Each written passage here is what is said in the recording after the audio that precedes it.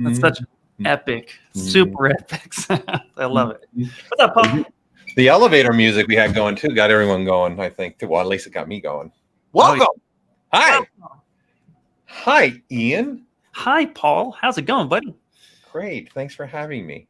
Always, always. Well, welcome in everybody to another ZBrush stream for 2023 covering Redshift and all the really good fun stuff. We have Mr. Paul Gaboury here to cover hard surface tips and tricks within 2023 and also to answer any questions about the new version of ZBrush you guys might have.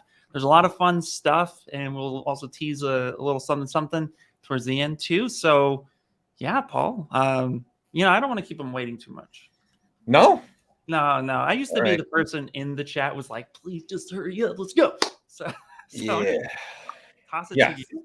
So I'm hoping to show some couple things that I like to do, finalizing something hard surface and some things inside of ZBrush, as well as cover what I've been doing with Redshift for some of my hard surface elements and items. So we're going to start with something that's not mine. Some of you might be familiar with this. Pitch Dev Studios provided this for me. Mr. David Levy and Yariv Newman, thank you for providing this model.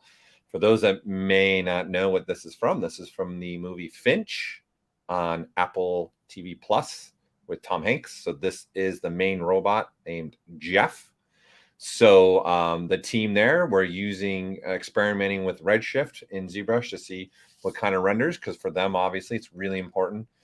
They are a pitch studio, right? So they're working with clients and getting pitches amongst many other things. So I just wanted to start with this because it's obviously very hard surface. It's got some organic things, and I want to share a couple little tricks also that I like to do, and we'll carry it over to another one of my models.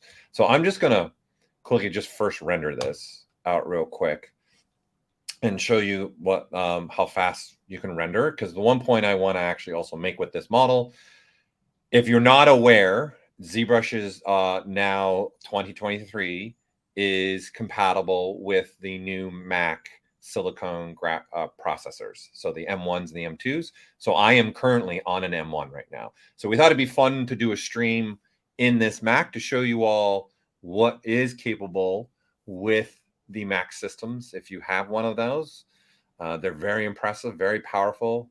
So this is an M1 that I'm on right now. So you can see how fast that rendered. That only took 19 seconds to render this whole model.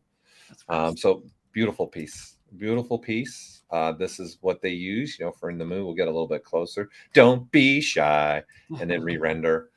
So you all can see that and see what's happening. So this is your GI kicking in right now, specifically if you're using point cloud. And then now it's going through and rendering out. I like to use buckets. I like to only use progressive rendering for me when I'm experimenting, and I will show that a little bit today, how I like to switch between the two and I'm going to highlight a couple other things I like to change. I feel like rendering is like, it's like the turning system. If you've ever watched the, you know what I'm talking about from World War II. The guy that invented that whole thing with all the knobs, and he figured out and actually figured out the code. And I'm like, that's what rendering is to me. It's like pull a lever, render, pull a lever, pull a lever, render, right? And you're doing a lot of experiments to try and get to an end result. So I want to show also a couple things I like to do. So this one thing that would be, when I'm starting out, I'll talk about progressive rendering. But before we get into that, there is some other stuff that I like to do. I'm going to use this guy first, and then I'll pull up something else of mine. So I want to use this head. Okay, so here we'll go to our subtools so you can see the list of things here that I have. So I have the head down here. Let's make the count be a little bit bigger. And what movie was this robot from again? Finch. It's on Apple TV Plus. It was starring Tom Hanks. It's literally just Tom Hanks and two robots the entire movie. It's like an apocalypse movie. So he makes this robot. He makes this robot called Jeff. I'm interested to see. I gotta watch it because I'm interested to see what Jeff looks like. But I mean, he looks awesome. He looks awesome. Got all the, looks like made in ZBrush, which is always such a cool thing to see hard surface in ZBrush, because we get asked that a lot too. Like, hey, can you do hard surface in ZBrush? It's like, yeah, yep. And that's also too what's fun about this stream, since you specialize in hard surface. So, well, I try. Let's use the word loosely. I try. Okay. Yes, someone's asking a question. Yes, this is the full Redshift. This is CPU and GPU. I'm using a full license of Redshift on my Mac right now. So yeah, I'm using the GPU of I have a Mac Studio is what I'm using right now. But we've been using also the notebooks as well, and it flies. So we're always streaming on PC computers. I thought, you know what, I'm going to stream on the Mac, show you guys. Yeah, mix it up and make this all happen also on the Mac. Okay, 100%. So there is no try. That's right, John. There is no try. Paul does it. He's just modest. He's a humble guy. All right. I don't think so. Okay, so this, I'm going to look at, say, just this piece right here. Here's something that I kind of like to do with some of my hard surface models, especially now that I have Redshift at my disposal to do things with. Here's something that I like to do that I think sometimes doesn't get played enough with, is all the masking options. Like, I don't even know what we're at now with the masking algorithms. I think we're at like 12. I don't even know anymore. I should probably count these and see where we're at. Okay. So this is one thing that I like, especially for something for hard surface. This is something I like to do. So this is sitting around 50,000. So I'm going to just divide this up a little bit. We'll go to 3 million. Fine. So that you guys can see this piece. We're just going to look at just this for now so you can see what's going on. This particular piece, Yariv has already set everything up. He's got materials he's selected that are Redshift materials, again, that he's using here. And then all the coloring and painting. I didn't do any of that. That was all him on his side, setting all this up for us. So one thing that I think is extremely fun to use, and I'm going to show this on another example too, is this mask by smoothness. I think this is a sneaky secret. I don't think it's let me rephrase. It's not a secret, but it's a sneaky masking option that I use a ton, not even just for hard surface, but also in organic stuff to get some really cool blotching mask types. But for hard surface, it's really cool. So I'm just going to, let's zoom in a little bit here. And for the sake of just for you guys visually being able to see everything, I'm going to turn off all the paint. And let's just switch to a different material. Let's just pick something kind of more general that you can see what's going on here, because I want you guys to be able to visualize this.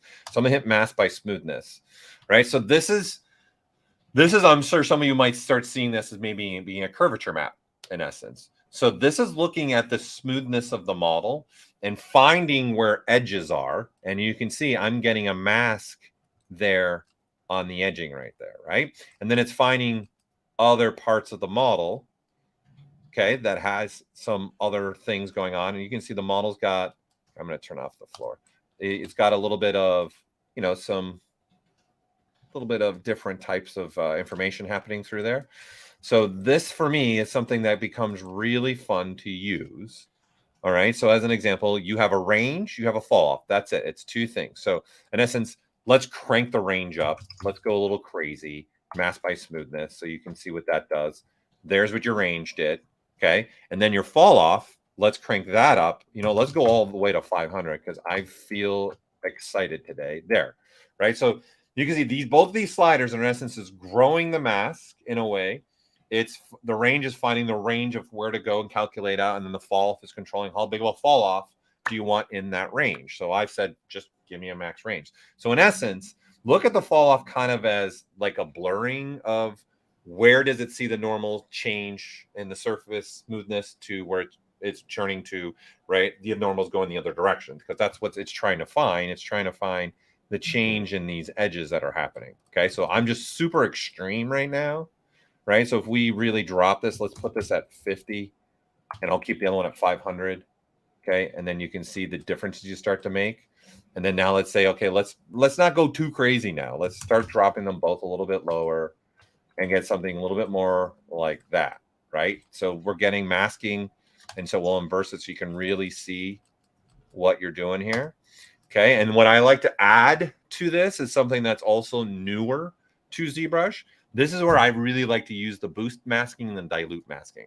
This is where I find these extremely useful, right? So I can dilute this, and diluting is telling ZBrush, hey, only the pixels, right? So if we flip this, only the pixels, or not the pixels, the vertex points that have 100% mask, keep those masked. And anything that's not really at 100% mask, start unmasking it. Okay, so this is very different. There's, in essence, this is what I'm saying. There's just the way you guys can blur your mask, grow a mask, boost, and done. These are 3 different ways of moving your mask around on the surface. And I highly recommend you guys start experimenting with these. There's just so many different ways you can use this.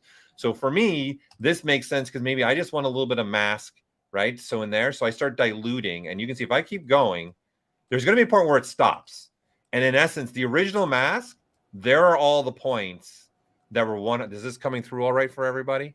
Do you need me to magnify this? Right? So you yeah, can looks see, like edgeware.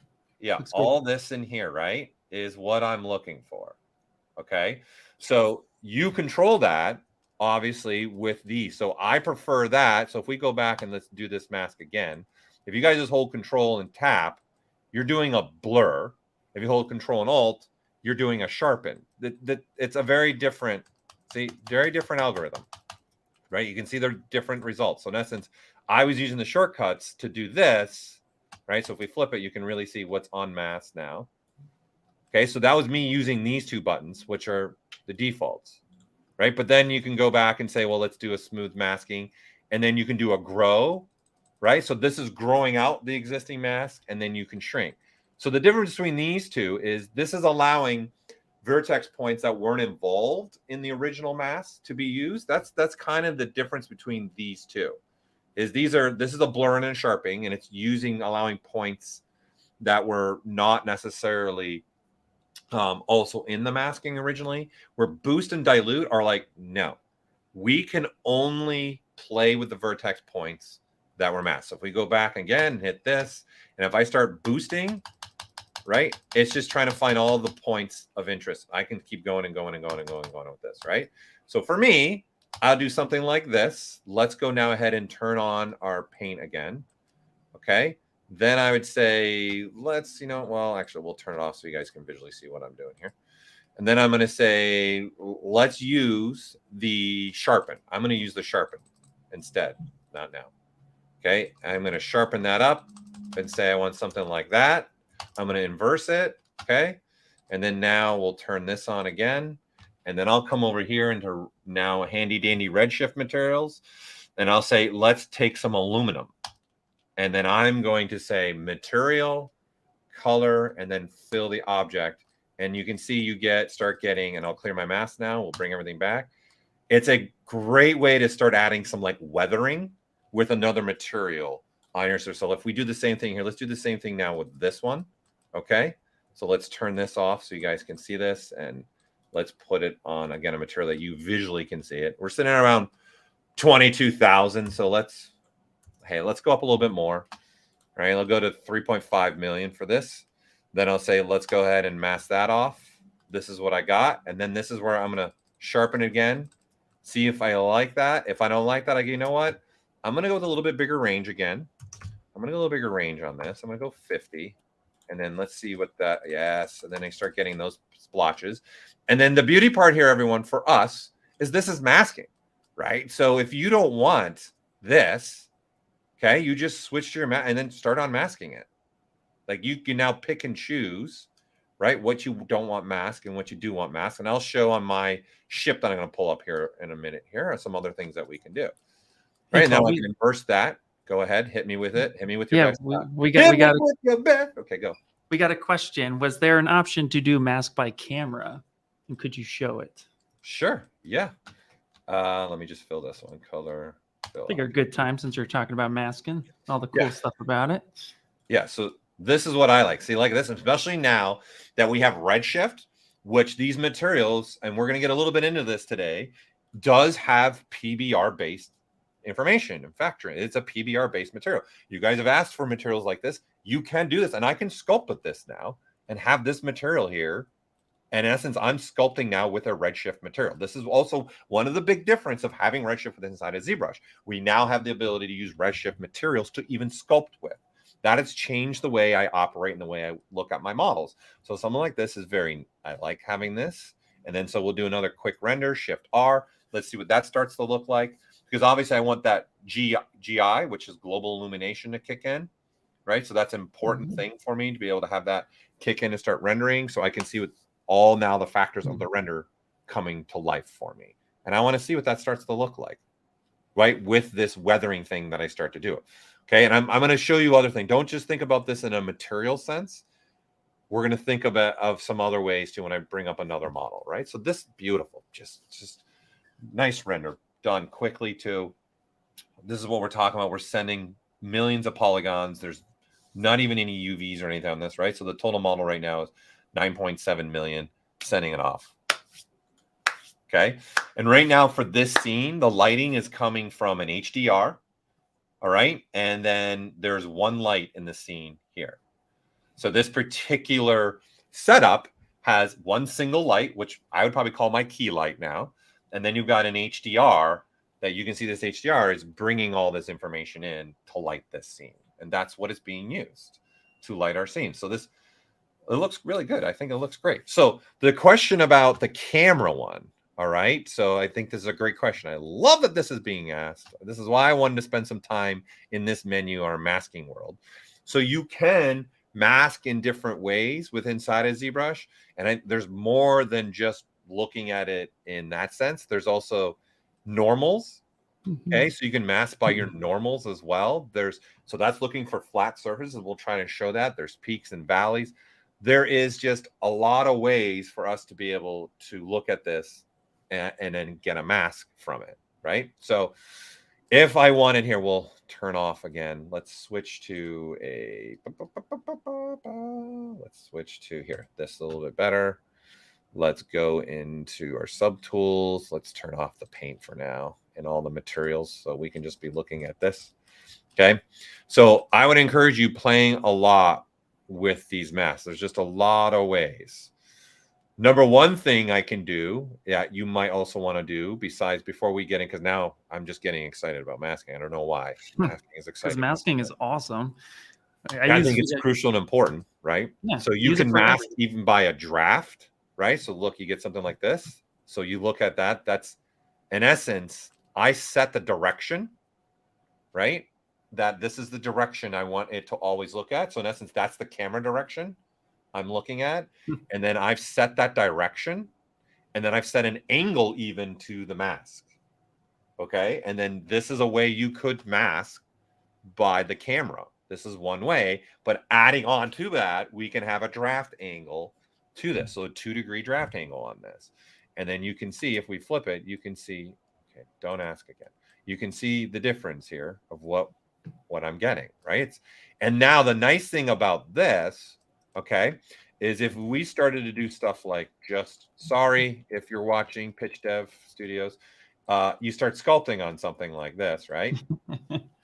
This draft angle that I've set, if I hit mask by draft again, okay, because I set the angle, notice that it no longer needs to look at the camera. So in essence, I can use this to store a specific angle based upon my camera right? And a draft angle. And then I can move the model freely anywhere I want and even sculpt. And then when I hit this mask by draft, it's still going to use the original angle and show me a mask based upon that draft, right? So this is widely used in production. Like this was asked specifically for all the users that I speak to on a regular basis and with CAD programs, and they're trying to make product, whether it be aviation, automotive, or literally product, like that we hold in our hands. ZBrush is used that way. So this is one thing that they were like, hey, we really need something that can give me a mask so I can verse it, flip it, and work that way. Okay. The other thing that's making me go this route to the question, since it's being asked, is also one thing you got to think about too is polygrouping. I can use polygroups to create masks as well. Okay. So I can come down into polygroups, and something that I think is very useful as well is group front. So this is camera driven as well. So it's only going here. We'll turn off. Let me turn off the lines. Okay. So this is now, see, it's blue. But if I rotate it, see, there's still the green, minty green for that matter. Mint green. Okay. So this is the original polygroup. So in essence, this is making a polygroup based upon the camera angle. And of course, you have the ability to mask the polygroup like that and then flip it if you want to. So it's just another way, but then you also get a polygroup. So you're kind of storing that in the model as well. All right. Yeah, So John says, those secret buttons, those hidden little buttons. oh, there are little secrets there. Yep. Yeah. Also, Okay, too, so I want to just point, sorry, real quick, Paul. I just ahead. want to point out, too, I like to point this out, especially for those who don't know, because I find that every day more and more people aren't aware of it. But when you're looking at features or you're unsure of what something does, just hover over that feature and press and hold Control or Command if you're on Mac. And that will pop up a little auto note to kind of give you a sense of what something that is. So if you're looking at all these masking options as Paul's showing, you're just not sure, go ahead and hover over that feature, press and hold Control, and kind of read the description of what it does, and then feel free to test it out. It's a really great way to dive into these secret little menus that are all throughout ZBrush. Yeah. I see the question about the triangulation, and you might want to turn on a feature within inside of Redshift that will even, you don't even have to divide up your model if you want to. If you look at this model, right, when we were rendering this, let me skip this. See, it's all faceted, right? This is all faceted in there. But when the render, you guys didn't see, you saw it nice and smooth, okay? Because you can tell Redshift at render time to smooth that surface out. And you guys can you control this by subtool by subtool. Because, you know, something like the head now, I don't need it because the head's been divided up. It's already got smoothness. All right. And then I will get to your question, Javier, about the local sim. I got you. I got you. All right. So in subtools, all right, down at the bottom, there are Redshift properties. So you can see in particular, this model has it turned off, right? This is the mesh that I'm looking at right now, and it's got it turned off, okay, right now. So this, if you turn this on, when it gets kicked to Redshift to render, Redshift is then going to smooth your normals. So just like you are doing, Noah, in your gaming engines, you're smoothing your normals. This is exactly same thing. So you might want to try and see about turning that on, number one, right? Or this could be something where you turn on dynamic and let dynamics, right? But obviously triangulation is going to be a different division. So this is why instead of turning on dynamics, I would just turn this on. Excuse me, and then kick that to Redshift to render with. Does that make sense? I'm hoping answers the question for y'all. Yep. And then also too, when you turn on your Redshift smooth surface, you have the apply last action to all subtools available. So if you have something of high complexity like what is being shown on the screen right now by Pitch Studio, or Pitch Dev, sorry. Pitch Dev Studios. Pitch Dev. So you'll be able to then apply that same action to all the subtools, because the smooth surface is subtool dependent, because some subtools you may not want to smooth and other ones you may want to. So you have the freedom to go ahead and choose which ones you want. But just know that that last apply last action really becomes a lifesaver, especially with the complexity of like 100 subtools throughout. You don't want to go one by one. That'll just take way too long. So definitely use that too. Yeah. And, you know, this is why we're doing these streams, everybody, too, is trying to help you, walk you through as much as you can. Okay, so I showed the weathering, right, on Fitch. So here's one of my ships. And this is what I'm saying. Like, I'll load the one before the weathering. And this is all ZBrushing, like just everything, paint and everything, even the camouflage. So this is the kind of stuff that I like to do with some of my hard surface, just push it a little bit more. And then now that I got Redshift at my disposal, now that I have Redshift available, You just threw it out. Yeah, right. So, you know, welcome to my world. You can see all this kind of nice weathering that I'm doing to the ship. I thought like the back end, right? In every piece, I was playing with those masking options to kind of get different results and different things. And then this just starts getting me down the path. I still want to do more with this model. Okay. So this is what we're looking at like right now, right? With all this weathering and things like that. So here we'll drop this a little bit here. We'll put a version of it right there. Okay. And now we're going to say, let me load the version that doesn't have all the weathering. And in fact, because it's a project, I don't want to reload the whole project. I just want to load the mesh from the project. So in the tool palette, I'm going to use this load from tools from project, which is huge. I use it a lot. And especially now that we have things like you're playing maybe with a Redshift rendering, you might find, and I've talked to studios that even before there was Redshift, when you're getting approvals even, or you're working on a character and you're just trying to see the character and maybe even just doing a simple gray sculpt and you find nice lighting and nice things you want, the best thing is to save that out as a project. And now when you guys work on other meshes, and let's say it is a project, right? Every time you load a project in ZBrush, we're reloading all the menus. We're relooking at multiple menus and reloading stuff. Where a tool, loading of a tool, only looks at the tool palette to load things. Okay, our project's going to load a lot more. So I've been using projects. So what I'm going to do is, you know what? I want to load the project, but I want to go get, as you can see, way back when, the very first one, right? And then open that. And what ZBrush is doing now is that instead of reloading the whole project, it's only loading that model and still keeping all the parameters in the project. So i.e., I made a screenshot of this fully weathered one. I know that it would get a new document space. And so I said, no, I'm just going to load. That's the benefit of this button. I see it as I'm going to find a really nice rendering scene that I'm going to use on all my stuff. Maybe just to get nice views, maybe a nice gray render for turntables. Now I'd have that saved as a project, and I can load any project or tool into that, right? So if you're doing tools, you do the normal way, load tool. You're doing projects, I would do this. So you're not resetting your whole project. Okay? Yep. So how long did it take me to build this ship?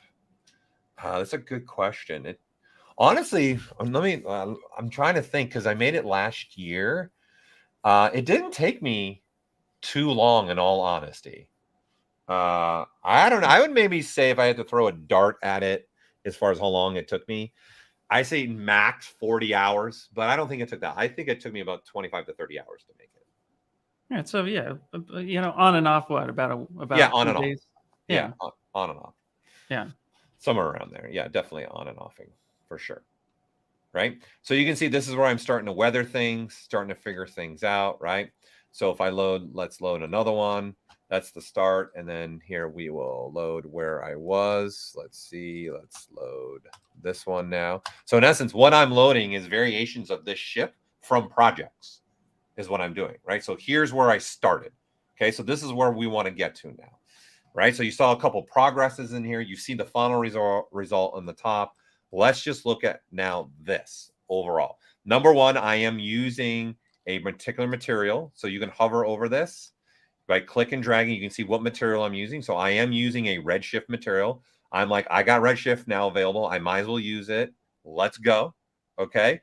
I've got a color also filled on it. But what also is very nice about this is definitely a little tip of the hat to Elysium. I had the book. I'm an art book collector. Okay. Just FYI. Okay. And I started circling. And I'm like, you know what? I'm going to make a ship that would fit in that world of Elysium. Okay. And then they have a ship that has like camouflage and stuff. So I'm like, well, what if I was making one that was going to be maybe out in the desert or something like that? And that's why I wanted to go with this. And my thought process is, what's going to be the fastest way to get camo on this, or camouflage, or any kind of pattern maybe on my hard surface piece? And so this is a combination of me picking a color, all right, and using surface noise. Okay. Ooh. That's what this is. This is a combination of these elements. So right now, this is all paint applied to this model. Okay. So I've got paint being applied to that. So I would find a base color first. So I'm going to switch to paint color here. So my goal would be, let me find a base color. And obviously I'm going kind of desert. And in fact, I think I still have it in here. Let's see. Yeah, here it is. Here is a swatch I found of exact colors that the military would use in the United States for depending on where, you know, this is being deployed, right? So you can just hold the C key and then just hover your cursor over and find that color right there, right? So you can see, if you watch over here, not here, not here. Not in the eye. Here, right? So you can see the colors are switching over there, right? The one key thing I would say, if you're going to do this, so this is just a texture that I have on a plane. Make sure you fill the plane with flat color, okay? Because you don't want to pick up the material shading as well, which there is a way around that, all right? So this is all I did. I said, well, let me go get real colors in the military. And so I went, no, I'm going to go with the light sand color. And then going back now to my model, which is here, all right? Then I said, let's fill it with some color. So that's simple thing, color, fill the object with some color. There's my color with just the material. And you see, to me, it was like, this is really plain looking. I'm not really digging this. And that's why I was like, let's start taking advantage of some surface noise, but not in the sense of even sculpting noise per se, but other things. So now you can see if I turn on my noise, camouflage. And what I'm doing is, if we go in the edit here, all right, I am telling ZBrush, all right, to have no mixing, right? So there's no mixing happening. You can see if I have this slider, by default, you would have this at a 0.5. I'm going to say 0. So what the mixing is doing is it's mixing this noise with either an image, or either, whatever way you want to say it, with an image or with this, or it mixes this noise with the plugin that I'm using right now. Okay. And then this would be the way I go about it. And all I'm doing is using the camouflage that actually comes with ZBrush. That's what I'm using. There's a camouflage that comes with ZBrush, and that's all I'm using to it. All right. So while that's loading, I just want to answer a question. It's not a dumb question. So when you are going to install ZBrush, you do need the Maxon app in order to install ZBrush. So yes, you want to download the Maxon app, and then and then from there, once you sign in, you'll be able to install ZBrush from there, because the app is now showcasing all of the software that you will have access to depending on what subscription or perpetual licenses you own. So you will need to install it through that app. However, you can also log into your Maxon account on the website. And if you have any legacy perpetual licenses, or you have a perpetual version of ZBrush, you could also download that through the Maxon website under your account. So there's a couple ways to go about it, but the app is the preferred method. Yeah.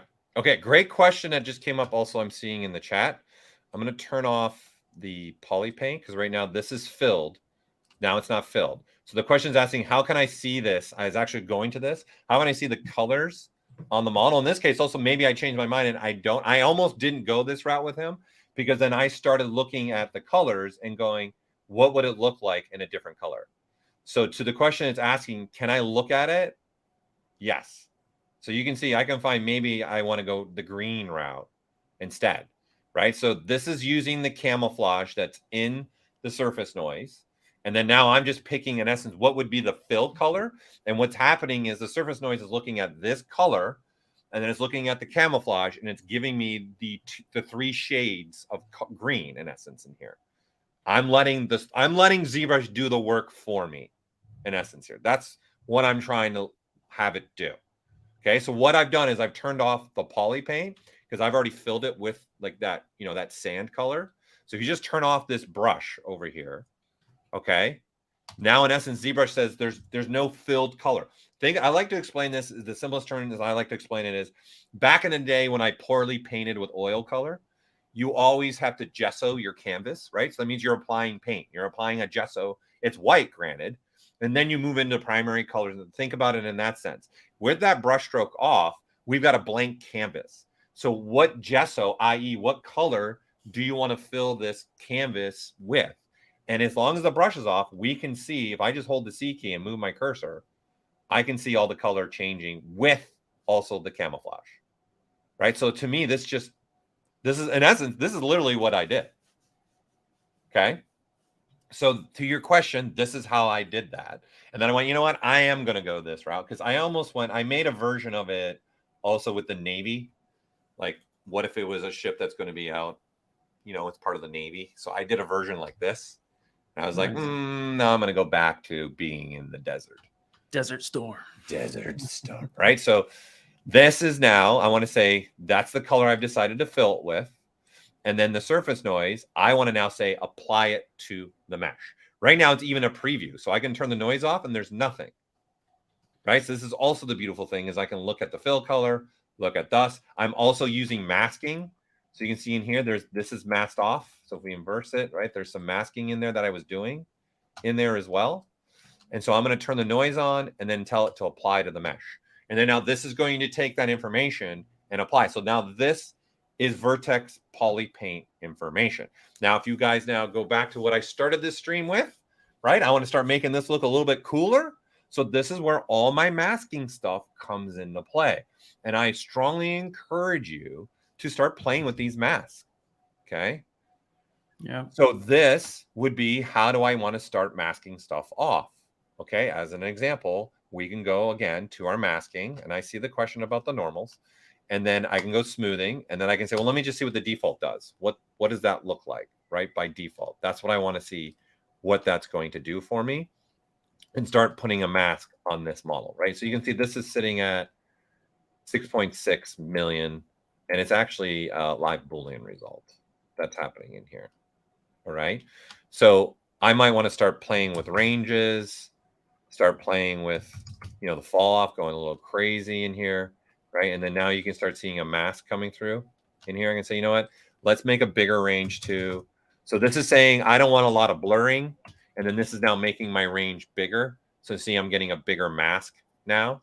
So if we inverse this, and then now I decide, do I want to do a sharpen and let a sharpening like this happen? Or do I want to go backwards? Right. And then this is where an example here, I'm going to inverse it because I only care about the edges. And then this is where maybe I'll dilute instead. See, and it's giving away, or maybe I boost instead. And so see that there's a very different looking mask that's taking place based upon how I decide what to do the mask after I've done that mask by smoothness. I want to add some things in here, right? So this is then an example of like, okay, I kind of like that. I like to hide my mask, okay, which is Control H, which all it is doing this right in here. Right, that right there. Okay, hiding your mask in there. Okay, and then now I just pick a material that I would like. Let's say I want to do RS lead this time. Okay, so I'm going to hide the mask, and then I'm going to say, just give me only the material, color, fill object, and then there I got some real quick weathering to take place with another material, mind you, right? Because this brown part, that's the camouflage part, has one type of material. And then this has a different material being applied. Let's also not forget, people, this is a mask.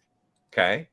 So I can even keep it like this. And if I wanted to, I can say I've got standard brush with this material, right? So I've got Z add and material. I'm going to drop the intensity down because right now I didn't hook up. And you can even just paint with that as well. And by me adding the Z intensity, right? So if we go, well, I'm not going to go that crazy.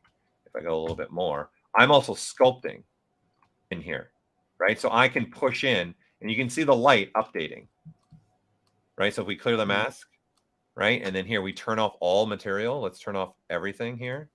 And then just look at again at this. You can see there's sculpted detail in there. So in essence, I can use this even as a chiseling a little bit, right? Because this is paint. I want to get to that lead because that's the paint being rubbed off and gone. So if you think about this, okay, you all could go about the process of using this.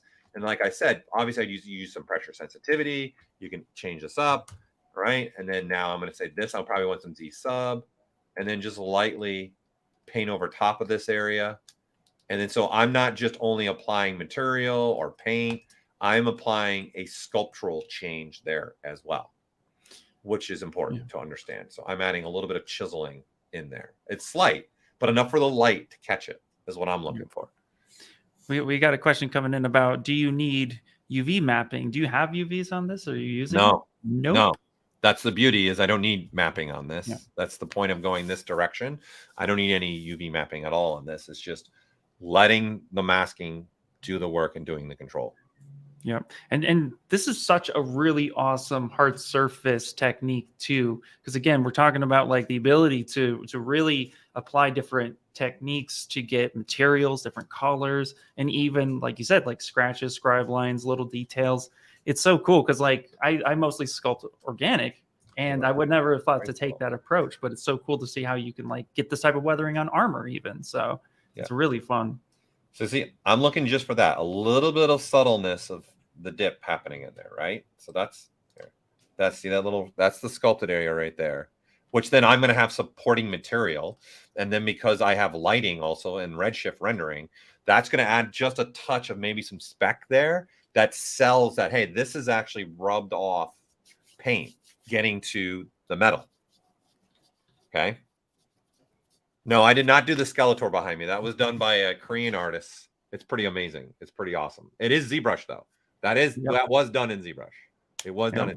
It's by Tweederhead, and it was an artist in Korea that sculpted it. It's absolutely gorgeous sculpt. Okay. So with this done, the thing then you guys got to be again. What I like to keep going down a rabbit hole here with us before I get to all the other questions here too.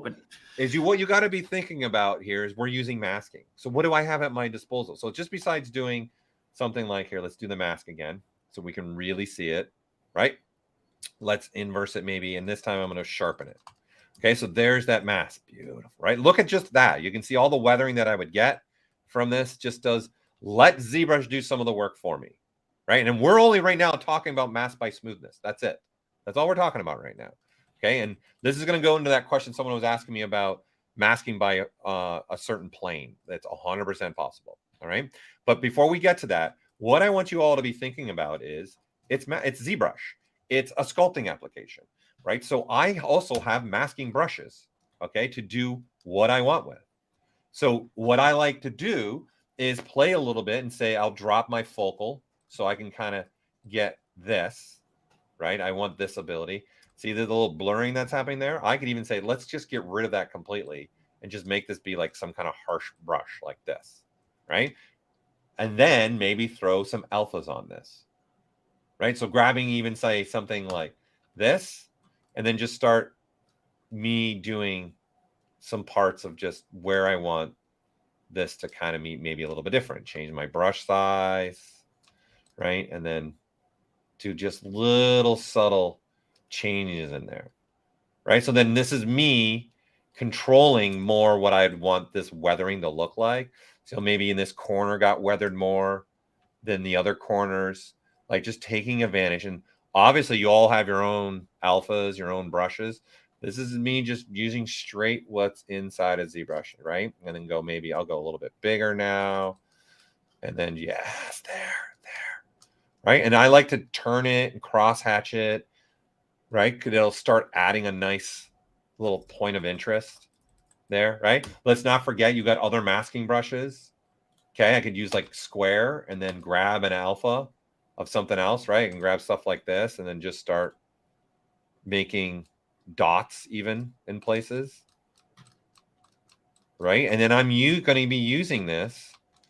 And let's not forget, I can not just material with this, right? I can say now I've got RGB selected, color, and fill that, right? And then now look, see, I've got just paint with it as well. So you can use materials, you can use paint with this, okay? And then now obviously I've taken the just grabbing a Redshift material instead, right?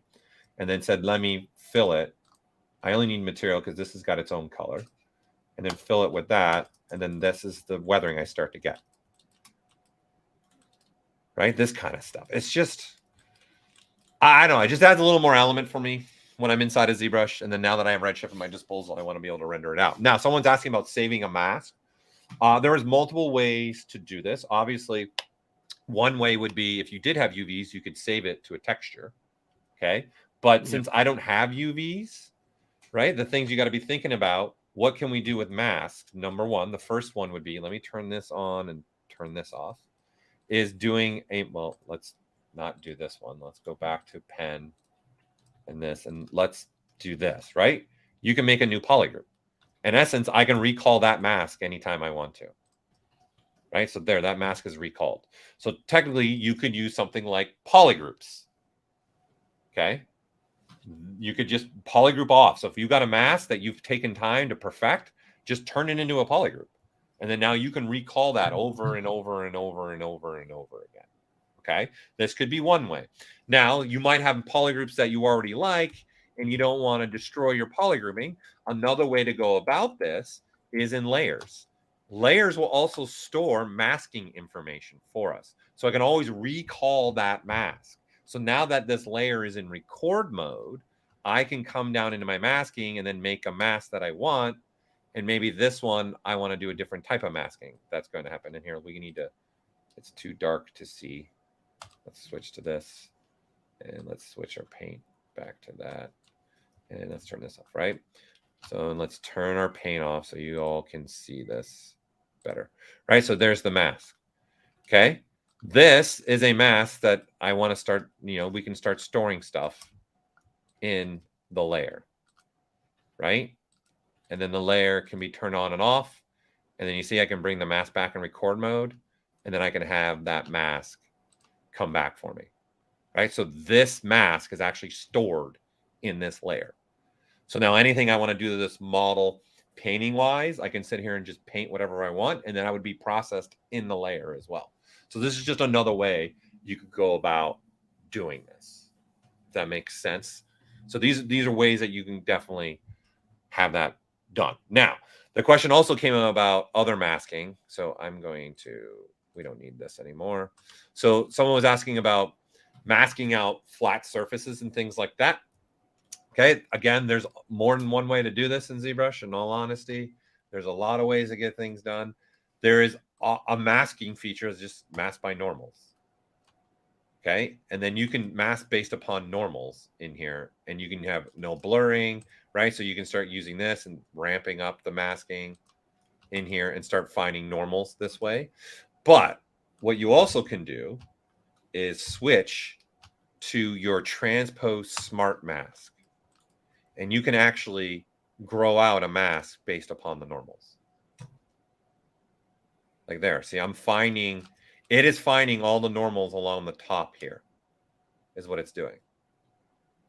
And I'm assuming this is what the person was looking for, right? And you can control this as the user, right? I can come to this part of the ship instead and start masking out that portion of the ship. And you see, it'll keep growing and growing and growing and growing and growing to the whole ship, right? So this is my range in essence. So you see my crosshairs? Can everyone see my look up here? Look at my crosshairs. Everyone's awake now. This is my range controller. I'm controlling the range of this, right? So all you're doing is you're switching again to a different gizmo. You're switching to transpose smart. this is the difference with this gizmo compared to just the transpose gizmo. This also works with the transpose line for those that are using the transpose lines, okay? And then all you do is pick somewhere on the flat surface. This is definitely Lisa needs braces moment. Thanks, Brenda. Yeah, absolutely. Hold control, click on it, and then just start moving your hand. And then boom. Now, if I keep growing, see, it's going to just keep growing. See, now it's starting to get into here, and I don't like that. I only want to mask off this top portion right here and nothing else. Okay? So if you notice, when I do this, there's a point of there. That's it. I'm at the edge. I'm at the edge. I'm at the edge. I'm at the edge. Okay? There is ways to also turn this in with a brush that we can play with too. So this area right here and this area is not being masked. So what I can do is now come over here and add to the mask. And then come over here and add to the mask. So I can keep adding, in essence, do a secondary mask as much as I want. And keep adding to this as much as I want to. Okay? It's amazing. So what I'm doing to do that is I'm holding control, click and dragging to get the initial, okay, I got to go backwards right about there, right? Now I want to start putting this in because it couldn't calculate it with that first range. So then I'm going to say, let me add a secondary range now. So go anywhere with your cursor here, right? I'm going to go with a little bit bigger brush size. And then hold control, click, and then hold shift now.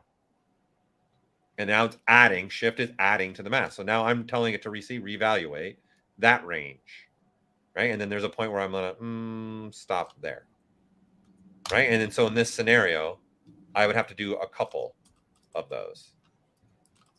But I'd rather do a couple of those than sitting there trying to figure out how the heck am I going to mask that off, right? Yeah.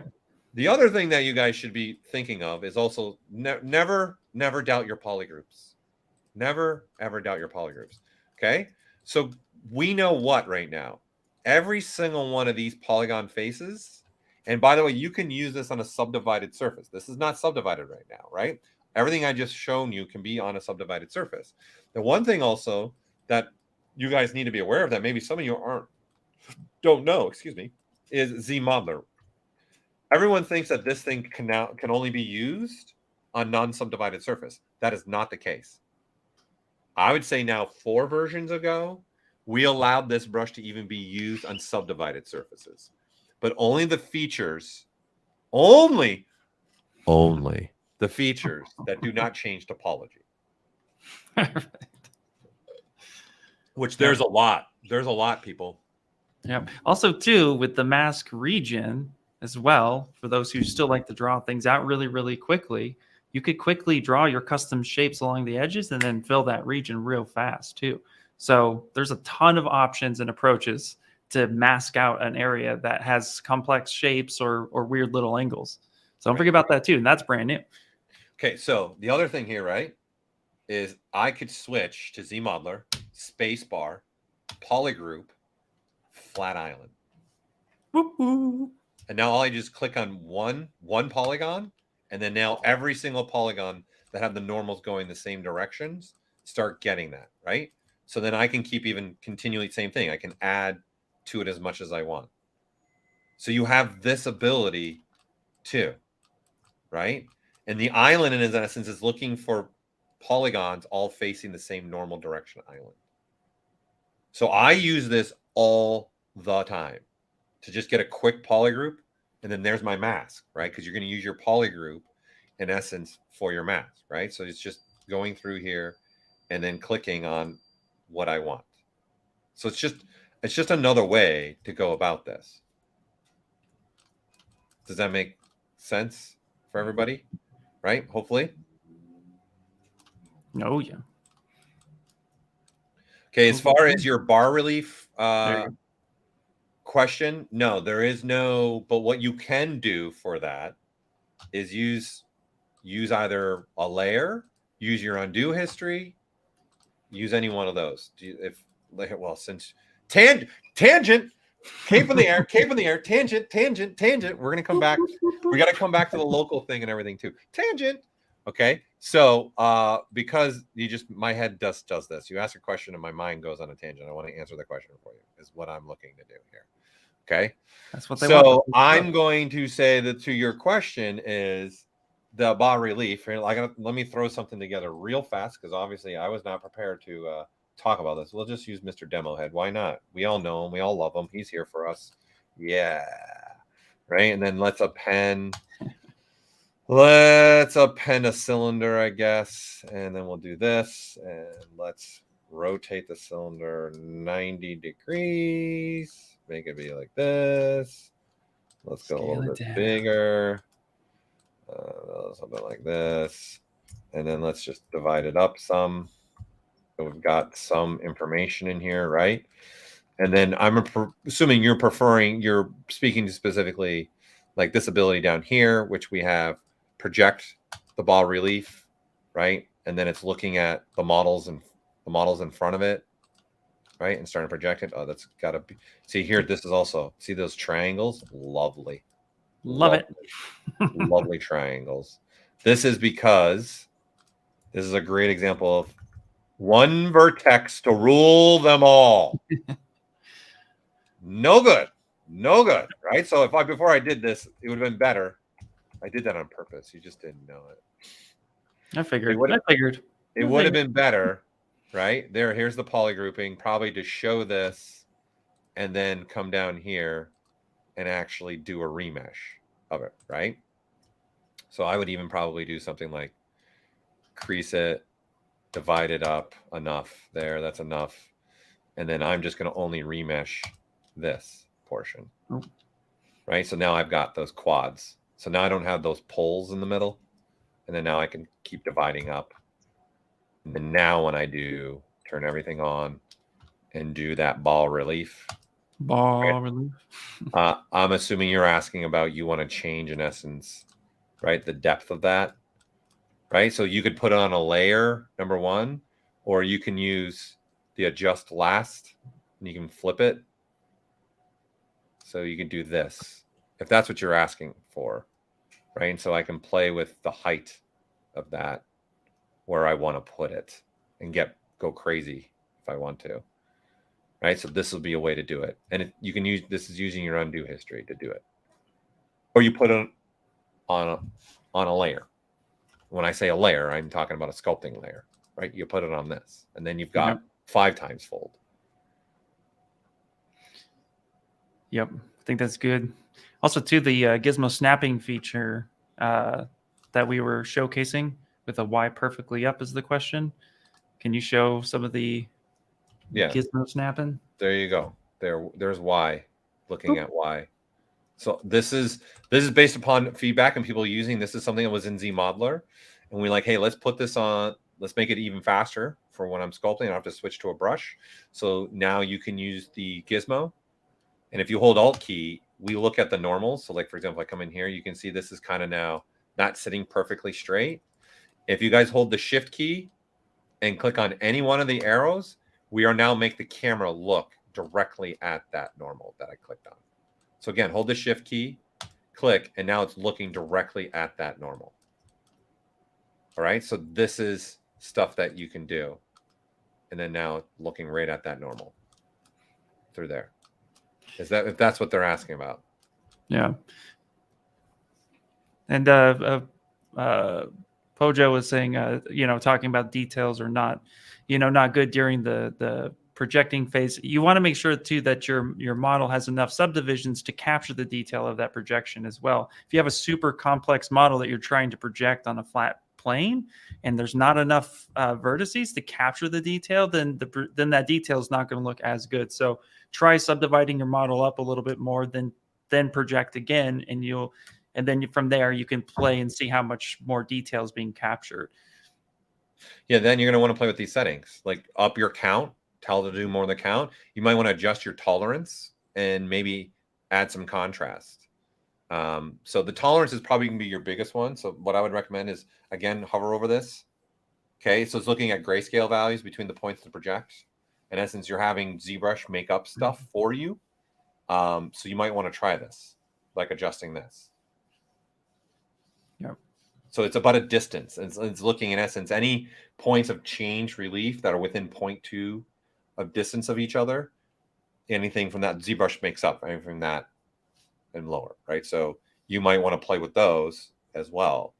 And it all comes down to what you're trying to bas-relief with into is going to play a role into that too. Like Ian said, I would make sure you have enough polygon counts as number one, because you're doing a projection into it, right? If you're using this bas-relief version. Okay.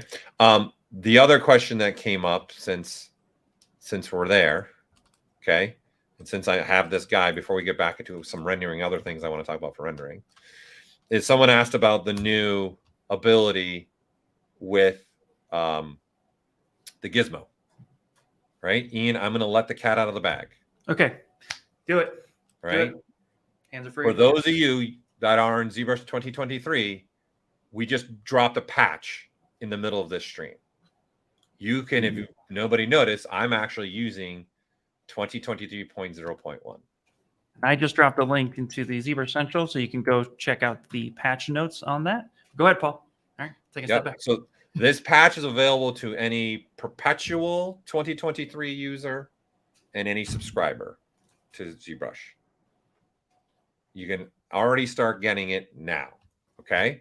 We have a list of things that we have added, and not necessarily added, but changed and fixed in here. Okay. So you can go to ZBrush Central, and we've added one thing because I was holding off on the dynamic, is we added something also now to the new Gizmo, where you can now rotate the model in space, right? Well, let's turn symmetry off. And if you're rotating the model in space, okay, what we've always had is the ability of not being able to keep our symmetry, right? Because it's rotated. Now, if you turn on local sim, right? If we, here, sculpting wise, okay, you want to start looking at a model based upon their symmetry, okay? So now there is actually two versions of local symmetry. So there's the dynamic, which is the new one that's looking at when you rotate a model around in space now, right? With local sim on here. If I start rotating this, so we'll center this right now. And then if I start rotating him around in space now, it just looks funny, right? And then now you can start sculpting. You can see I still have symmetry. So in essence, I can now in ZBrush rotate my model freely anywhere in space, okay, and still maintain symmetry. And what it's using is the Gizmo. So you can see it's using, there's my X. So that's what it's using to look at, right? So you can see when I look at the front of him, it's using that as its symmetry line now. Right? And what we've done is given also now in the patch, we giving you back the old local symmetry, because there were scenarios that some of you brought up that now you still wanted to have the ability to do, i.e. something like I want to resize the eyeballs symmetrically here, right? And so what I want is I don't want the one eyeball, as you can see, to be seen symmetrically. I want both eyeballs to be seen. So now in the patch, there's a dynamic in local sim. So if you just turn that off, now you're back to the ZBrush 2022 version of local sim. So in essence, we've given you guys now regular symmetry, local symmetry, and now local dynamic symmetry. So now when I go and scale things up like this, right, you got that the eyeball scale individually. And this is one of the features that people wanted to have back, right? So then there you go. Whoop, whoop. And then Pedro, this will work with a posed character as long there is ways to use a posed character, as long as the mesh itself is symmetrical. All right. So what I mean by that is, if I look at the demo soldier, his mesh is symmetrical. What I mean is the vertex point that's sitting here is also sitting there on the other side, the exact same location on the hand. Like they're the same, no matter where they are on the hand. So let's say, for example, if I come out of symmetry, okay, and then I decide to do stuff like, let me change to the regular transpose, right? And then come down and do stuff like this, okay? And then I'm going to get really ugly here because I wanted to be really extreme. Yeah, there you go. Okay, so this right? And now you want to sculpt, right, in symmetry. But the problem is one hand's up, one hand's down. All you need to do is go to transform and use posable symmetry. And because the mesh is symmetrical, you can see the points are in the exact same location now on the hand. There you go. There you go. Right? So that's all you would need to do. Can you say? Yeah. Okay, so I like these names. The names you guys come up with is amazing. My name stinks on like Hell Rainbow. Love it. It's such a great name. I love that name. That's awesome. Okay, to your question about saving this and morph target, the symmetry and positioning, right? The one thing is the gizmo itself, when you're moving your gizmo around, right? And now I've started to move the gizmo like this. You can actually use posable symmetry to reset it. Okay, so if I use posable symmetry, see, it reset the symmetry this direction, right? So it's actually resetting the symmetry. This is one way you can reset your gizmo even after the fact you've moved it. Another way would be I can come to this model and look. In this case, I've got a edge going right down the middle of him. Okay, I can hold the Alt key with the gizmo and then just click and find another point that's perfectly along that edge. And now you see the red arrow. See where that is? There you go, right? And then now you can have this. You know what? One thing, you know what could be fun to try? You know what? I'm going to have some, let's try this. I haven't, my mind just went to this. This is part of development. But you know, you guys are going to see something live here. Let's see. I'm going to do this. Then I'm going to do now the gizmo. Whoops. Might help if I switch to gizmo, people. Gizmo, right? That's perfectly aligned, right? So see how flat it is? And then now unclip. Yes! Workflow found live streaming. Yes! Right? Because the reason why I did that, by the way, is when you hold Alt and click on the gizmo, right? It will find any vertex point you click on, right? But this is also taking an effect that this vertex point is sticking further out in space, right? So it's got to find, see, it's finding the curvature in essence of his pec, right? Can you so repeat then that? I'm like, well, I know my clip brush will flatten the mesh. So all these normals are the same now. And when I hold the Alt key and click, I got to remember to move the gizmo, hold the Alt key, and then boom, all these normals are what? They're all the face. So this gizmo is completely being reset. And then I can actually unclip the clip by control spacebar. And you see unclip is now available, but the gizmo has nothing to do with that. So it stays in its correct location. Yes. Boom. Right. And see, look, I'm symmetrical again. Right. So now I'm symmetrical. Okay. There's another way. It doesn't end there. I'm just like Skittles here. It's all being sprinkled out everywhere. All these things. It's happening. It's everywhere. We're tripping. We're falling. We're having fun. Everyone take a break. Take a swig of water. Let's continue. So the other way to go about this is use ZModeler. We added in 2023, you guys can literally pick where does the gizmo sit between any two edges, any vertex point, and any face, which in essence, it's resetting the gizmo, i.e. also resetting that new local symmetry ability, right? That's what's happening here. Okay, so now you can hold spacebar, and we have set symmetry. So you can do this by a polygon face, you could do this by an edge, and you can do this by a vertex point. It's your decision. How do you want to do this? Right? So now you just got to tell ZBrush, it's telling you, look, set symmetry, click the first polygon. So then I'm going to say, okay, I'm going to click that one. And now it says click the second one. I'm going to go over to the other side. Boom, and then look where the gizmo sits. Dead center of those two clicks. Pedro's having a sugar rush. I like it. Tons of Skittles and coffee. It's everywhere. Yeah. All right. So this is a way I can, there's 3 ways you can reset your gizmo now inside of ZBrush based upon you, the user, deciding where it goes. Okay. So there you go. Okay, continuing on. And did I miss anything, Ian? Before I continue back, I want to go. Let me Let's go back to the future. or rewind. Yeah. Okay, Well, back to rendering here. Let's there's rendering. still a whole lot. But again, like all these tips are super useful. That's why we like to have these streams, because we like to answer your questions too, and also open up ideas and possibilities. But there's more to it, because again, Paul already let out of the bag that we had a patch for 2023. So, and there's a lot of things there that are also added to bring even more user-friendly approaches to rendering. So we have more options as well. So yeah. Yep. So that's what I want to get into. Now in Redshift, everybody, we've exposed more power to you. For those of you that are really advanced users that want to have a little bit more control with your render, we've given you more sliders now. So now there is a GI bounce slider, there's a raise slider, there's a threshold retrace samples per pixels. Okay. We also have what's called an error threshold slider. Right. And then we continue to push the element here with Redshift as much as possible. So we've added more sliders here.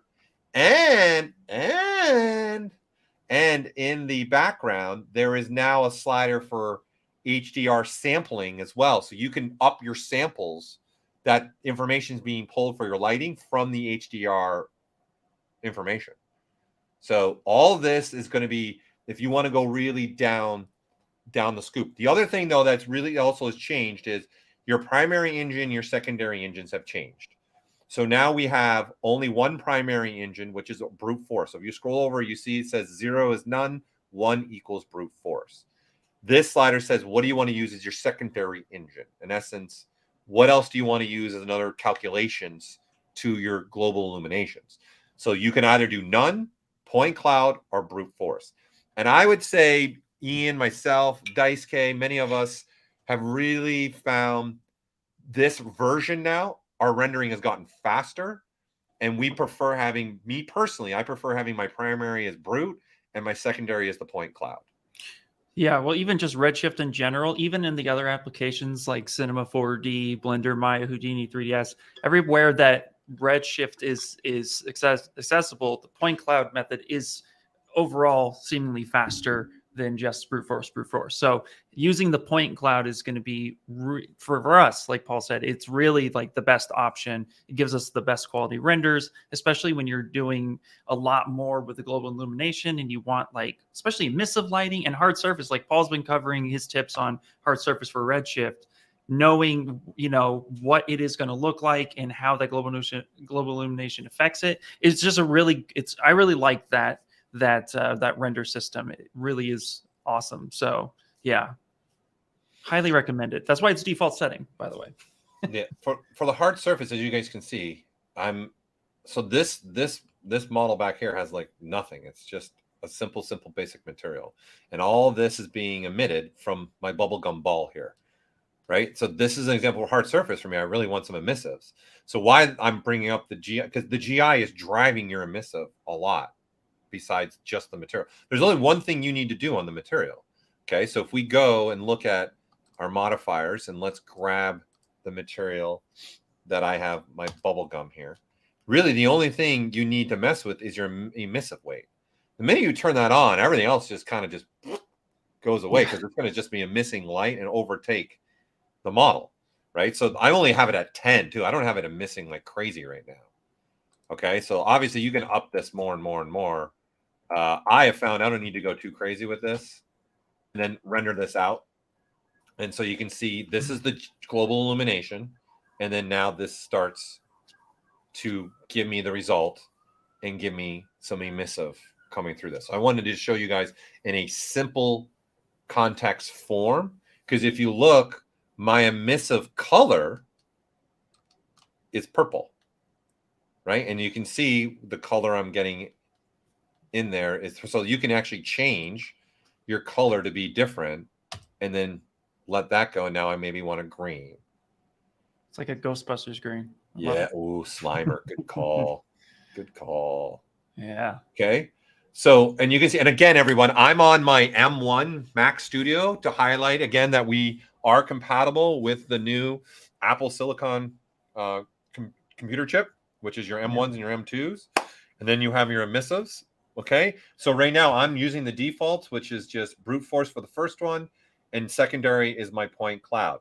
One thing I want to point out, the sliders that are threshold and samples per pixel only work with point cloud. So if I turn both of these to brute force, you see they'll gray out. So in essence, these two sliders here, they only matter when you have your secondary GI set to 1, i.e. points cloud. All right. And these two sliders here are looking at both sliders. So the raise, this GI raise is only used with brute force. That's it. It's only used with brute force. So if I have it on here and here, these rays are being used in the brute force engine. Okay.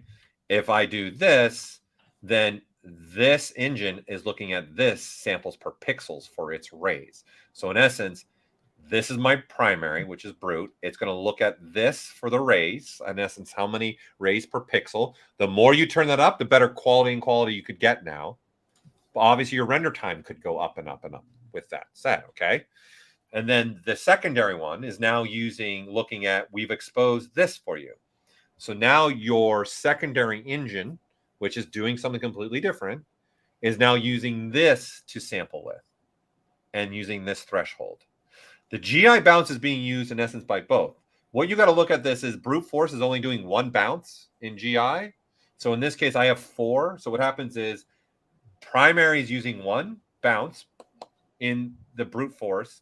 And then it looks at my secondary and says, well, how many bounces does my secondary get? And now it's saying it gets 3 more bounces. So if I change this to like 50, what's going to happen is brute force gets 1 bounce for the information, right? And then my secondary gets 49. And then it looks at the other sliders. Like, honestly, I think we've done a pretty good job to find defaults that really 95% of the time you guys can just click render and you're off and running, honestly. Okay. So this is only for if you really want to go down and get a little more advanced or in certain scenarios that you have. The other thing that we added in the sense of this has been taking about 21 seconds to render. If you guys are, when I'm experimenting with rendering, regardless all my years of I've ever rendered in all the applications I've ever rendered in, I want to see the render as fast as possible, right? And it's kind of see where I'm going and the direction I'm going. So obviously progressive render can help with that, right? Because then I start rendering and then I can start seeing my results right out the gate, right? So you can see I don't have to wait for the whole render. I can stop now and continue on and see, do I like the amount of emissive that's actually happening as an example here, okay? But maybe my mind clicks by, I need to see the final render a little more clear with the bucket. So I turn off progressive. So what we've added now is something called an error threshold. So by default, this is set to 0.01 right now. Here's the thing. You guys up this slider. Like here, I'm going to up it all the way to 1. Okay. And then I'm going to re-render now and let it render. And then you'll see, look how fast the rendering, boom. Like that took 6.7 seconds to render. Okay. Which I can immediately see what's going on. So this is kind of helping us. We can ramp it up, start figuring things out. And when I'm ready to get my final render, I drop this back down. This is helping with any kind of maybe spotting you're seeing in your renders. This is one slider that will really help with that. So you can see like the illumination we're getting, right, isn't the greatest quality, but I can kind of see how the illumination is going to be spread onto this. And now I've dropped it back down and I render. So we took about 6.7 seconds with it cranked all the way up.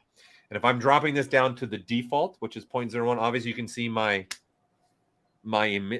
emissive is getting a lot better quality now. Okay. To this. Yep.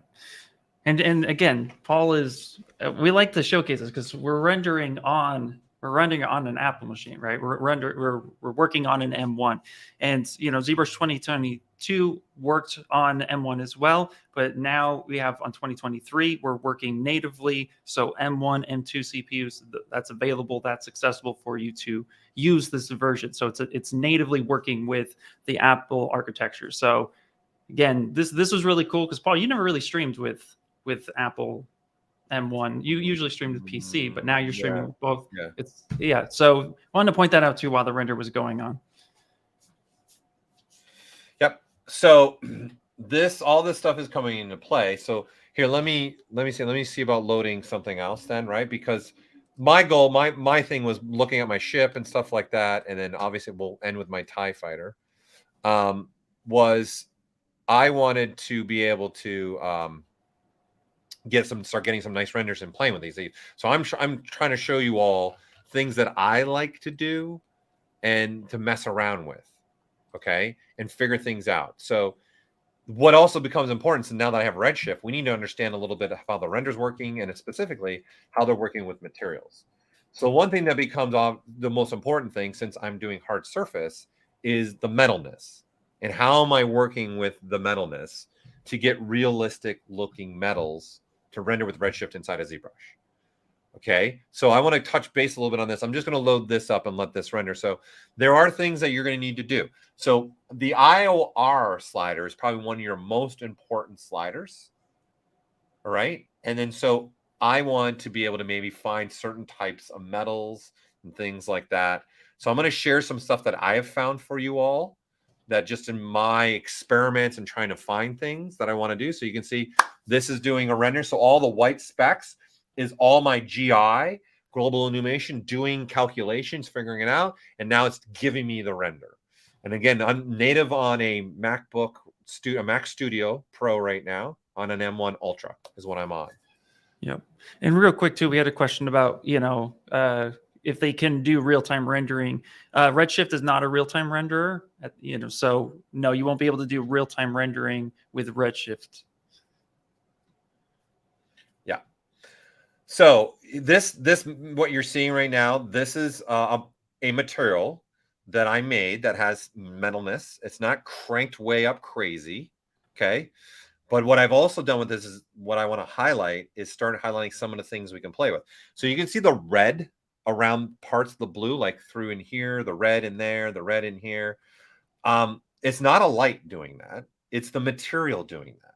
So not only do I want to take advantage of lighting, I want to take advantage of the materials themselves as well. Because that's what rendering is. It is a lot of experimenting and figuring things out. Okay. Yep. So this is just a simple thing. So what I'm doing, if we come over here to our material, I've got metalness on this material at like 1.5. So it's not even cranked up that far. But I'm now also doing a reflective color. And where I'm controlling that color is down here. So you see there's a reflect color and see my base color. So I am making a material that is this blue for the whole material with a reflect of red. And I'm telling ZBrush, even if I had polypaint on, you always are going to use this blue. And the way I'm telling it is by using this slider that says use material color. So I've turned this on to tell ZBrush, don't look at the vertex color paint information. Look at this swatch color right here. That's all I want you to look at. Okay. And then I'm saying, look at this red to reflect the color. So if I change this, let's change it to a green. Okay. Now it's updated. And so now maybe what I want to see is, let me just see right in here, because I can see the green. Actually, I'll come down here and I'm going to do a Control R instead and let that render out. There's my global illuminations. And then there you go. And again, I have the setting set pretty high all the way right now for my global, so that I can see this. And now what I like to do is do a comparison. There's the red, there's the green. And I'm using get down. I'm using the recall. I'm sorry, I have to do it. I know it's annoying, but I apologize. Okay, is the recall. You sounded so angry. And I can actually switch between this. And this is actually, look at the material, everybody. Look over here. Look at here. Right here. The green. And now watch. If I go back to recall, look, it reset it to red. This recall is calling the material that I changed. So if I now really start to play with this, I use an example. If I say, you know what, let's crank the metalness. Let's crank the color. Look at that crazy metal material I'm getting now, right? Look at all the more green. Let me render that out. Do I like, Like, I don't know about you, but I go down the wrong path sometimes rendering where I just get a little too crazy with my renderings. So I can just Control R and render different regions here. And I want to see what this looks like where it's crazy metal reflection happening. Okay. And also have that color. And now, right, I've changed these sliders and these colors, but I'm like, okay, that's not working for me. Right. So look, I can go backwards and even go back and see my sliders changed and the color changed. So this is what I really like about this recall. This is the point of the recall. I'm working on this model. I'm tweaking and I'm tweaking and tweaking. And in all honesty, sometimes I go the wrong way with the tweak. It doesn't work for me. Okay. That happens to me all the time. I spend hours doing my renders because I take my time by setting up like one light, and then I get it where I want, and then I add another light, then I hate it, then I adjust it, and then then it's like material playing. Like I've spent a lot of time rendering because, like you said, it's a lot of trial and error, and that's something too that's really neat, and what we're trying to showcase as well through this 5-part series of using Redshift in ZBrush is how do you integrate that with the different models that you have, and also too, how does that change the way you look at your model? Since using this, I found it really simple to even create quick renders that look really good to get things approved faster, because now I can see the life of my character. I can see the metallics in my spaceships. I can see the lights and the lightsabers. It's really just, there's a lot more that you can bring on a dynamic level when you start integrating both of these. So, and then be able to use the recall feature allows us to kind of just start pulling sliders with a little bit more ease, knowing you can dial that back. So lots of possible workflows to just move a slider, see what it looks like. You don't like it, boop, send it back. Yeah, I can't tell. And honestly, all the renders I've rendered with Redshift, I've rendered with RenderMan, I rendered with V-Ray, I rendered with Arnold, I rendered with all these.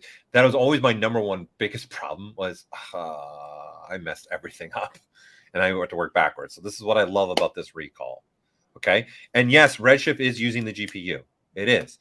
As long as you have a subscription to either the Redshift subscription or Maxon One, you can use the GPU Redshift. If you have a subscription to ZBrush, then it's only the CPU version of Redshift.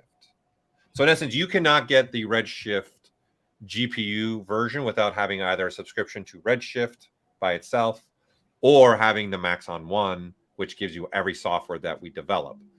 Now, the one thing I also want to highlight about this, if you guys have a subscription to Redshift, this can be used in any of the DCCs.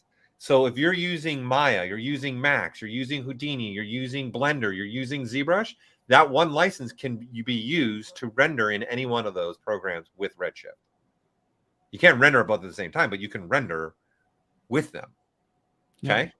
So just keep that in mind. So the other thing too, that obviously having metalness with working on a hard surface, roughness is probably self-explanatory, right? It's rough. Do you want it to be more rough? Do you want that spec to change a little bit more, right? And add a little more roughness to it. See, so it's kind of not as specularity so much happening on it. Again, I'm just going to, from here on out, just use Control R to highlight this.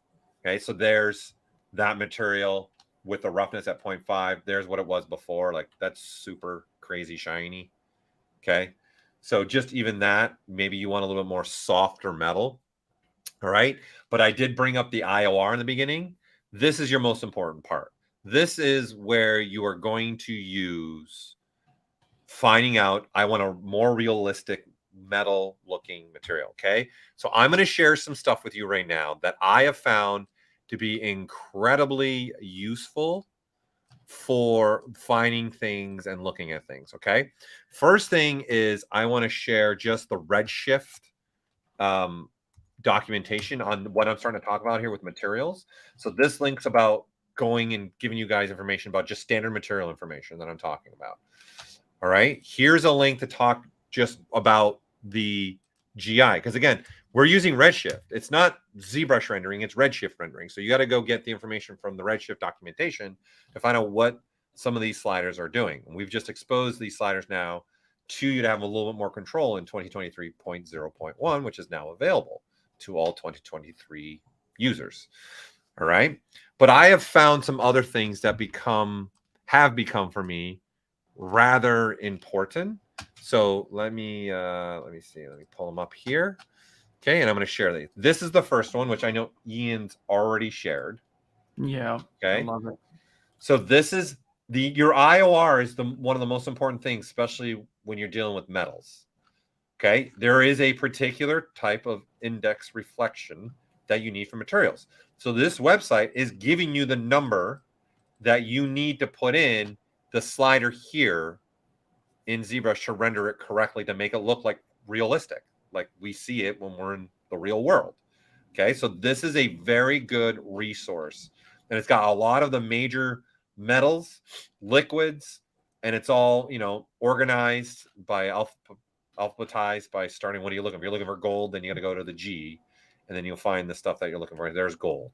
So gold is, they're saying 0.470 is what you need. Okay, so this is extremely helpful for me. All right, but along my findings, I want to share a couple other things. This one was gold that I found.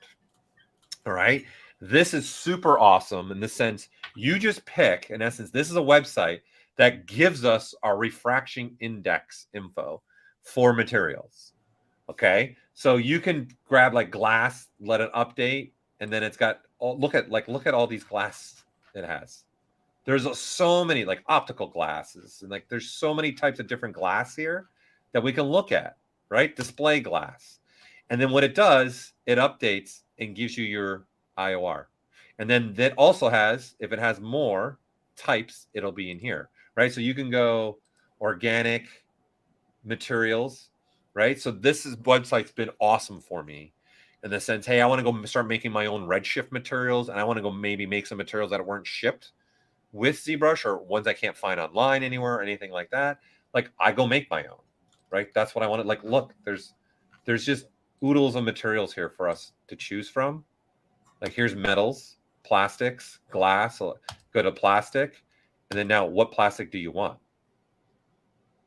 Right? And then you click it and then let the page update. I see sometimes I have to do a little bit of refresh, and it'll give you your refraction index here. And that's your IO. You don't want to guess. That's the number that if you want any type of this plastic, this website can give you there, 1.4906.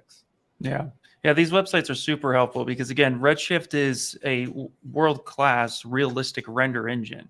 And so it's really going to be pulling from all this information. So instead of trying to figure out, does that kind of look like plastic or does that kind of look like metal? You can find out that information within a few minutes, and then you can just type those numbers in and you're good to go. And then just like any other material built in ZBrush, when you build something that you like or modify a material that ships with ZBrush, just save out that material and then you don't have to worry about rebuilding that each time. It's only in the beginning where you're trying to find something new and custom that you'll spend the time building material. But once you build it, just save that out and then you'll always have access to that. Yeah, so this is one that I found extremely useful. I also found this website. It's a park community website for like parks. This has got a whole bunch of stuff on it. But what I loved about this, as an example, I wanted to make kind of like a gunmetal looking material. And I'm like, well, I don't know what my IOR of that is. And what also other things do I need to know about gunmetal? I found this website where one big thing that I like is telling me like what it's made of mostly, right? So it's mostly made of copper. And then Yeah, it's we were got geeking out on this. tin and things. This is right up Ian's world of being from aviation world. Yeah, I love this stuff. I like knowing the little things and how stuff is made and what's in it. And for me, it brings more depth to my models when I'm trying to make something, especially replicating something. I'm actually building a drum set in ZBrush, like an acoustic style drum set in ZBrush.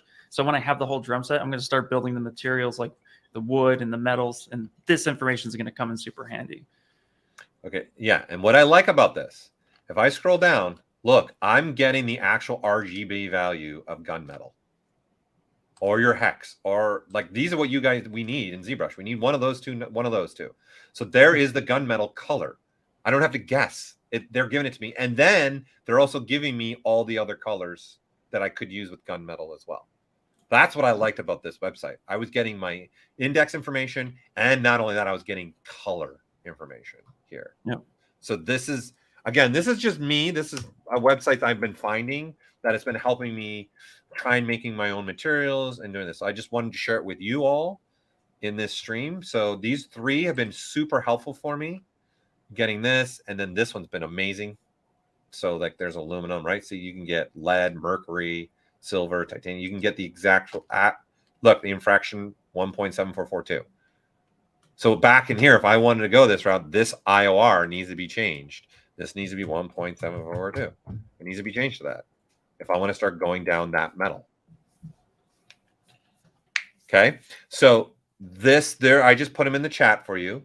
So obviously this is something Ian, myself, Daisuke, many of us at the team here are trying to make more materials for you all and figuring out. So ZBrush 2023.0.1, this patch also comes with 2 new materials, care of our main man here, Mr. Ian. So Hi. we got a vinyl, you got a new vinyl material. That this was the one that was used in the last stream with Shane Olson, correct? Yep, this was it. Right, and then Ian also made a wax material for you all to start having a matte wax material. But Ian also has something else to show for you all. So I'm going to let Ian take control for a minute here and show you something else that he would like to share with you. So take it away, Ian, from the material. Give it to me.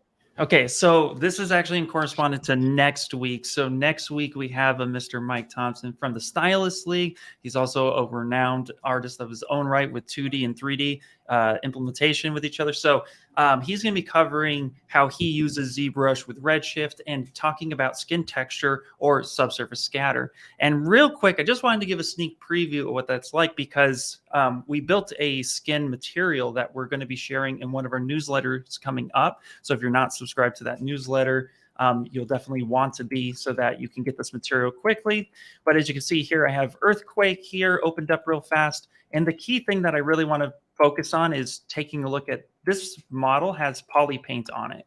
So he has poly paint on his face. He has poly paint all over. And even he has like texturing happening through his body that gives him like those little dirts and scratches. So with this material alone, again, I'm just going to go ahead and I'll do a render region here just on his ear, just so you can kind of see it. But with this material, you're now able to really just get some really nice subsurface scatter quickly, but still retain that poly paint information here on his face. So if we do a full render here, and this is where that error threshold comes into play too, because subsurface scatter now, that takes a little bit of time to render because it has to figure out how that light is bouncing around inside the body, and then of course how it's exiting out.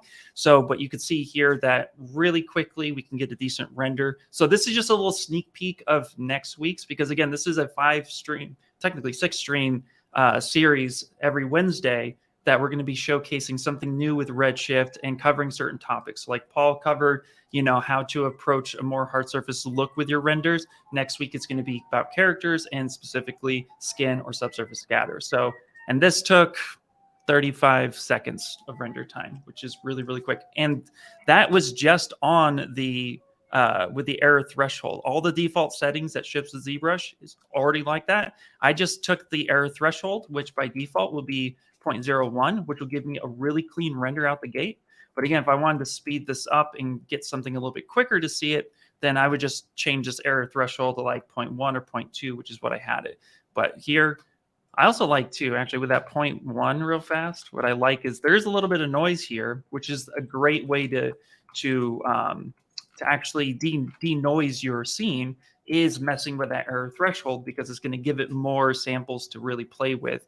But what I do like with the 0.1 is that there's just a little bit of noise and it looks like slight imperfections on the skin, since all of our skins have little freckles and dots and stuff. So I really, really like that. But as a nutshell, that's just a little sneak peek. And again, we'll have a material jumping in a newsletter soon. That'll be our skin material that you guys can have access to. So just kind of wanted to showcase that. That's next week with Mike Thompson, aka he's also with the Stylist Leagues. You guys want to check them out. Yeah, I think that, with the new version too, you guys also, the subsurface scattering has been even improved more. Yes, with this patch, especially with those who have been experimenting, you probably should get really beautiful results even more now with the changes that we've made for this patch. Oh, 100%. Yep. And again, you know, that's what the bug fix, the patch is fixing a lot of bugs and stuff. And then, of course, too, we have all these sliders now giving you more control as a user to get better, clean results faster. So hopefully you guys enjoyed this stream. Paul, it was amazing having you on, giving us some good tips and also dropping a patch. That's always fun. So thank you for popping on, and everybody who's joined. Thank you guys so much. Always appreciate hanging out with you. And yeah, had a lot of fun. Yeah, to the question that just popped up too. Yeah, it's not going to drain out the poly paint in this patch. It's going to do a really good job of maintaining your poly paint with your subsurface scattering. Yeah, and something too, just a little tip for those who are currently playing and you've downloaded the patch. Just a little tip that I've noticed with my settings is with the subsurface scatter amount, I have that at about 0.85. You can throw that all the way up to 1. But what I've noticed too is the scale factor doesn't need to be so high. So I have mine set to 0.25. So if you want to try to replicate this material, then definitely I would say, yeah, start about 0.8, 0.85 on the amount. And then the scale factor, you can drop that down a little bit to like less than 1, like 0.225. And then I always add a little bit of coat sheen on my skin material because skin has a little bit of shine and reflective, but the sheen I use more for like plastics and metals, where the coat I feel like gives a better representation of what the shine on skin texture would look like. Sheen's good for fabrics. That's Yeah. really what its driving force is for fabrics, like a silk or something like that. And then something I learned about subsurface scatter. So just a little geeking out for a second. 1.5 IOR is for healthy hydrated skin. 1.35 is for dehydrated skin. So if you got some zombies out there, maybe drop the index of refraction down to like a 1.3. That's just something fun. I was like, I wouldn't even have thought of that until now. Right. So yeah. Yeah. Right. So the last thing that is obviously I want to share, taking everything we've been talking about. This is obviously the render we were using to showcase the fact that this is me. I'm in the middle of making this be my own personal collectible that I sculpted this all in ZBrush. And I wanted to see what would this collectible look like. So my goal was making it look like plastic, making the glass look like glass, making the light. I'm going to have a light and missing from that. And it's the last thing I forgot to say that I found that I think is very useful for those that really want to get involved with this and do some emissive with hard surface things. The one tip I will give. So like all we've been talking about is all in this one render, in essence. I'm finding my materials. I'm finding the right IORs. I'm getting the emissive the way I want it. I'm getting where I want my global illumination to get my final product. So I can see, hey, here's my collectible that I'm making. One thing that I have found that's really cool to do with emissives actually is, let me reload that emissive project that I've made again. Here is this. Let me load this. One thing I found, okay, so this is, I'm going to render this off right now real quick to just give the initial render of this so we can see what this bubblegum emissive. Bubblegum emissive. It has that like candy apple little shine to it. In fact, what you have on right now is kind of reminiscent a little bit. I know it's not emissive, but it has that nice shine on this Iron Man. Oh yeah. Yeah, it looks cool. Looks cool. All right. So, like you're saying, right? I kind of think about this. Obviously, there's one thing that sometimes can come in really handy depending on what you're doing. Obviously, if something's emissive, it's usually obviously because there's lights, right? And usually those lights in most cases are inside something else. So I would not, percentagely, I don't just do this when I do emissive. I tend to add another mesh like this. And then this is a mesh that's sitting outside the sphere that's bigger than the sphere, and it's glass. And for me, this will add so much more realism to your render with the emissive. Because then you're also getting refractions from the glass too. And it just adds a little bit more element to it. Then there's obviously the glass has different reflectivity to it than maybe the emissive ball that's inside there. I find doing this, especially in hard surface where it's usually like a light or it's usually like an eye of a character or maybe some kind of sword. Obviously, it doesn't make any sense to put glass on the sword. But you know, just something extra. Think about it in this sense, right? What can you experiment to get this, right? So then there's the render with the glass and then without the glass. For me, I just like, and then even me, I would probably even knock this down a little bit and almost make it touch, just barely touch. Like, even what does that look like, right? Yeah, And then this I've is the played point with of the double threshold. sided. I'm going to crank it up this time because I just want to see what it looks like. Go for it, Ian. Yeah, sorry. Yeah, I've played with double-sided geometry too, and you get a slightly different effect if your glass has two sides to it versus one, because now that's more surface area for that light to actually interact. So you get a different result if you have single-sided geometry versus double-sided geometry. And if you think about like you're saying, like a light bulb, technically the glass that is surrounding the electrical components is double-sided. So you may even want to try that. Take your mesh, double-side it, and see what kind of differences you make. Also, too, just eyes. Eyes Yes. now can get really in depth because of the way the eye is, constructed. And now you can build like a shell around your eye with the iris. There's so many cool things. Yeah, this is emitting light. This person that's asking, this is emitting. Like all the color I'm getting on these two panels, there's no information on these two panels. All this purple is coming from this pink. Can you turn off your HDR? That'll really show it. Yeah. Do you have an HDR on? I'm just using the standard. I'm using the default. That is always on. There's always an HDR on inside of ZBrush for Redshift. So this is a default HDR that we're always pulling from. So I've turned it off. And so now it's just using the emissive. So this is giving you light from the sphere, which sometimes I'll put planes and spheres and use that to light my scene as well, to add just another nice little light. And that way I have full control with a piece of geometry to do stuff as well. And as far as your perpetual question, if you're doing a perpetual upgrade, you get the Redshift bridge, in essence, the linking of all this that we're doing with ZBrush and Redshift. But in order to get the Redshift, the render, you'll need a subscription to Redshift if you're doing the perpetual upgrade. However, you guys should be aware of, currently right now, the subscription to 1 year ZBrush has a 25% coupon, and the Maxon 1 subscription has a 45% coupon. So for your first subscription to either one of those, you're getting which one you choose from. When it goes back to being, obviously the next cycle, it'll go to the regular price. But right now, we're doing a promotion for you all. Yep. And for all of you students and teachers, I really want to emphasize that last part, students and teachers. I'm going to share a link right now, but you can get all of Maxon 1 for just a few bucks every 6 months.